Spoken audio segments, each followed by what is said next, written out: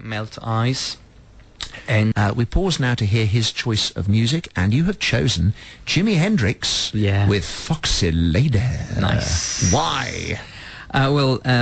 It's I mean, Jimi Hendrix is one of these artists I always loved, and actually my father introduced me to Jimi Hendrix. You make me feel so old. Yeah, well, the idea of my really. dad introducing me to Jimi. Well, when I was 13, I approached my dad and said, "Look, I'm listening to all this cool music called rap and this and that," and it was like, right. So let me show you what it is. Cool, using your word for me. And he bought me my first vinyl, and was Hendrix Experience with all the collection of the Jimi Hendrix best songs. And that vinyl really changed my way to approach music. Did you get it straight away, or did it take time? No, well, it like a week later. You were a fan? Yeah, I loved it. Just loved it. All right, let's hear it. The Jimi Hendrix Experience, Foxy Lady, BBC Radio Berkshire.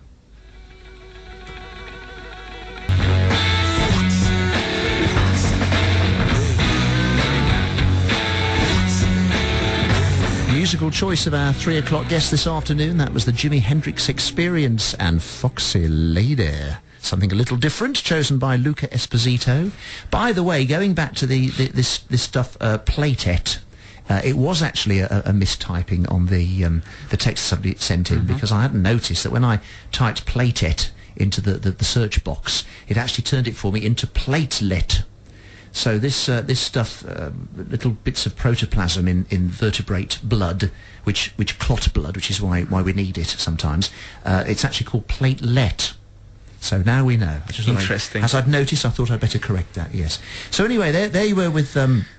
Where were we? We were halfway along. We set up base camp like on the first night, hadn't we? Is it all fairly okay terrain? Can you do routes where you're not coming up to sheer drops and high cliffs and things then in the ice? Yeah, well, not really cliffs, but because of the ice cap, they clash, so they might create kind of rubble. So you would probably have some places where yes, it is flat, and then while you're walking you have to walk through all these rubble. So in essence you have to not really drag your sledge, but really kind of pull your sledge. This is ice rubble. Yes, ice rubble. Yes. Yeah. And then sometimes you come across what they call leads. So basically it's water that breaks the ice, which means obviously you cannot go through, and so you have to find a different route and go around. So it's not like Can you predict in advance where those will be, or are they ever changing? Yes, if you are in at the top of one of these kind of rubble, so you can see ahead and see depending on the color of the ice. If the ice is like really really white, then you know that it's thick, and then if it gets kind of bluish grayish, then you know that it's actually it's get thinner. So how long is it going to take?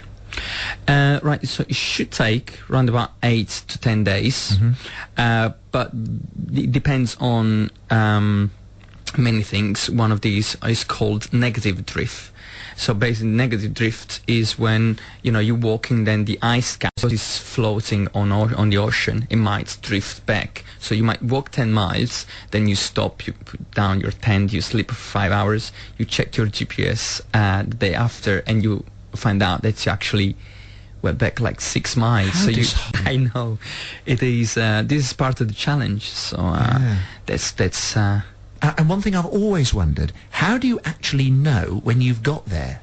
I mean, there isn't a pole sticking out the ground like in cartoons. There's absolutely nothing there. Absolutely nothing. How do you say this is the moment? Well, when you check your GPS and says, there you go, 90 degree, you're here. And I guess I think it is great that it isn't there, because the sense of achievement of reaching a specific point, you shouldn't really walk to get there. You should walk to join the journey, to go through the journey. Nonetheless, is there any kind of celebration normally when the moment arrives? Do you know?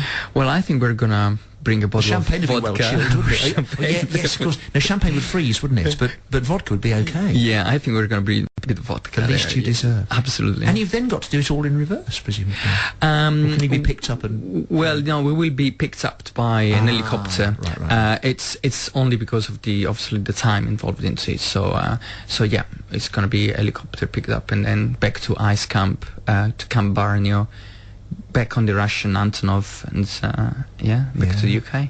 And then you've got to get all the weight off that you've put on, presumably. You want to go back to the shape you were originally, do you? Or do you want to keep a bit of it? Well, I think I'm gonna probably lose a stone and a half, 10 kilos, 12 kilos, Yes. while I'm gonna do the walk, so... It'll be done for you. When you get back, you'll be pretty much like you... Back in shape. In theory. Well, and the least you deserve for all that you'll have done. Now, we've hardly got time to talk about it because it's been so interesting, but there's all these other things that you've done during your life. Tell me about where you grew up very briefly. Near Naples, wasn't it? Yes. A place called Caserta? Yes, Caserta, yeah. So I grew up in this little town. It's close to Naples, like half an hour from Naples. I spent there the first 18 years of my life. That's where my parents and siblings, they live. And They're still there? yes, my dad, my mum, and my sister, they're still there, where my brother, Paolo, lives in Palma.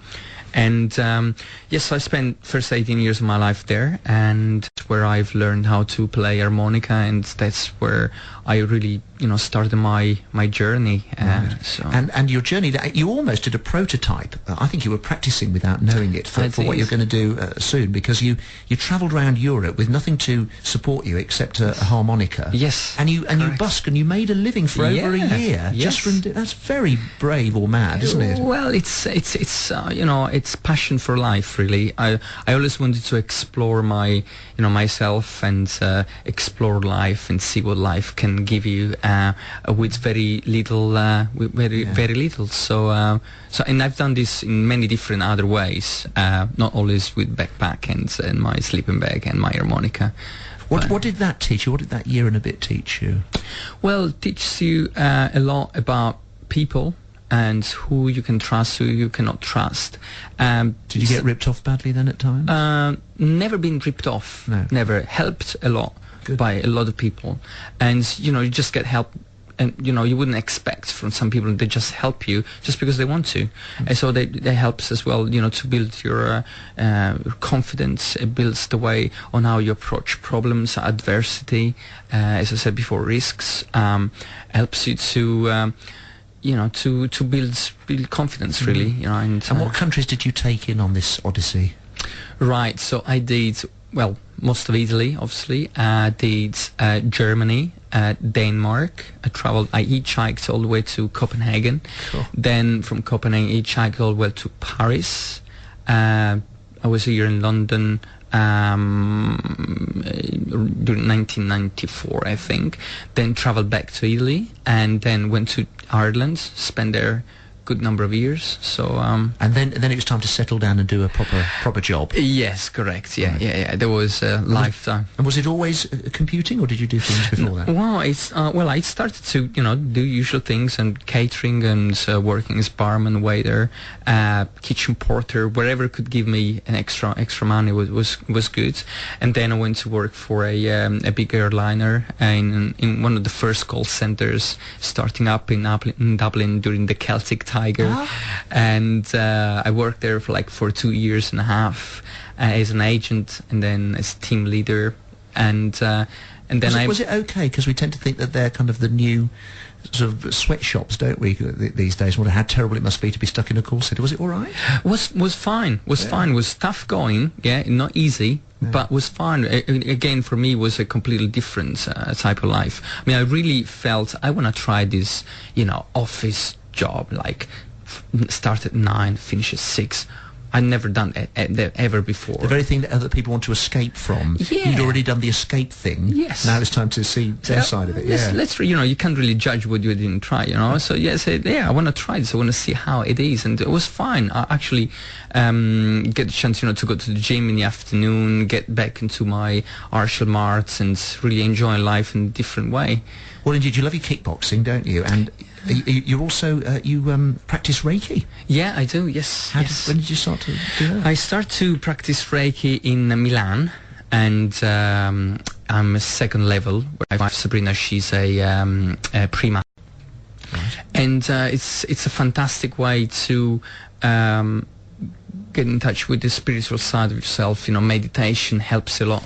Really a lot. At least helps me a lot into balance my body and my energies, and it is a great time as well to take care of yourself. It's time well spent. Talking of the lovely Sabrina, you haven't been married very long, and she must hardly be seeing you at the moment, and she must also, I would have thought, be worried sick about what you're going off to do. I'm just a How very can you do this to this lovely I'm just a very lucky guy, Bill. Just very lucky. Sabrina, she's an angel. I mean, she supports me all the way, and yes, we see each other not that much. I mean, just 3-4 hours a day, in when she comes back from work.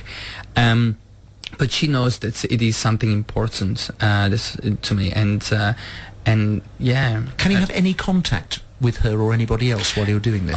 I'll be carrying a satellite phone, but just in case we need to call the helicopter, but I will give her a call before I leave for the pole, and once I'm gonna be. But apart from that, you can't waste that precious. Correct. Yeah. Just in case we need it, we can't really waste battery energy. Yeah. Well, sooner you than me, but it's a fantastic thing to do, especially if you do make £40,000 for the NSPCC. That's the main goal. That's the main goal. I always felt, I want to embark this challenge, but what if we make the most out of it by helping the NSPCC and give us the details of your big night that's coming up one more time. Yes, so it's 22nd of February. 22nd of Feb, yeah. It's the India Club in St James Square, London. The India Club, so a lovely excuse to have a posh night out in London. Yes, and you can. It is basically a champagne reception, 3-course dinner. It's going to be like two speakers. Raffle action. How do we get involved? You can contact me on my Facebook page, which is Luca, Luca. Yes. North Pole, and North Pole on Facebook, right? Yeah. And then just you click on it, and there are all the details there. You can just send me an email or a number, and then I'll forward all the evening details. That's saying that we would love to talk to you once you come back. Will you remember to contact us? I'll be lovely. That will be lovely. We'll come Absolutely, see you again. yes. The pride of Reading and many parts in many countries as well. Luca Esposito off to the North Pole.